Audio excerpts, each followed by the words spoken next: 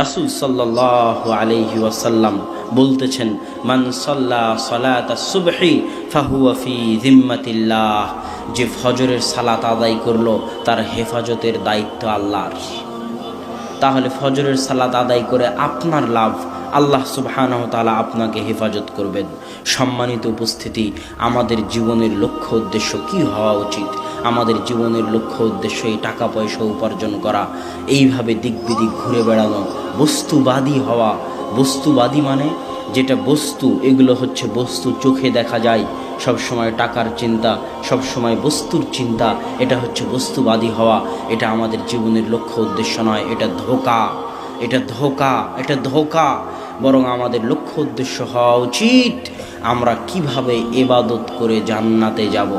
কু আনফুসাকুম ওয়া আহলিকুম নারা, নিজে জাহান্নামের আগুন থেকে বাঁচব, আহাল পরিবারকে জাহান্নামের আগুন থেকে বাঁচাবো। এটা আমাদের লক্ষ্য উদ্দেশ্য হওয়া উচিত। কেন এই লক্ষ্য উদ্দেশ্য হওয়া উচিত তার দুই একটা কারণ আপনাদের সামনে বলেছি। আরও একটা কারণ বলি, রাসূল সাল্লাল্লাহু আলাইহি ওয়াসাল্লামের পূর্বের সকল গুনাহ, পরের সকল গুনাহ আল্লাহ ক্ষমা করে দিয়েছিলেন। এটা কি জানেন আপনারা? আল্লাহ রাসূলের আগের পরের সব গুনাহ আল্লাহ ক্ষমা করে দিয়েছে।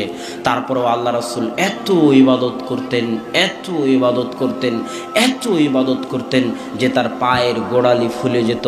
তো সাহাবীরা জিজ্ঞেস করলেন, এত গুনাহ, আল্লাহ আপনার সব গুনাহ ক্ষমা করে দিয়েছে আগের পরের, তাও কেন আপনি এত ইবাদত করেন?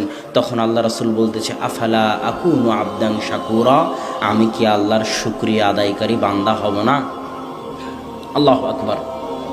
আপনি যে আল্লাহর কত নিয়ামত ভোগ করতেছেন তার কি শুকরিয়া আদায় করতে হবে না? ইন তাউদ্দু নি'মাতাল্লাহ, তোমরা যদি আল্লাহর নিয়ামত গণনা করতে চাও তো গুণে শেষ করতে পারবেন না। আমি আপনাকে একটা নিয়ামতের কথা বলি, এই যে মোবাইলগুলো চলতেছে, এই মোবাইলগুলোতে মেগাপিক্সেল আছে ক্যামেরায়, 8 মেগাপিক্সেল, 16 মেগাপিক্সেল।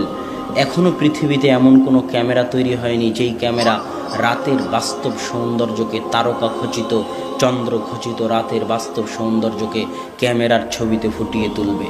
ইন্টারনেটে রাতের যত ছবি আছে সব ফটোশপ করে আঁকানো, বাস্তব ক্যামেরার কোনো ছবি নাই। কেননা ক্যামেরা এখনও অত মেগাপিক্সেলের হতে পারেনি যত মেগাপিক্সেল দিলে রাতের আকাশকে সুন্দর করে ধরা যায়। পৃথিবীতে সর্বোচ্চ মেগাপিক্সেলের ক্যামেরা 50, আর আল্লাহ মানুষের চোখে দিয়েছেন 570 মেগাপিক্সেল। আল্লাহ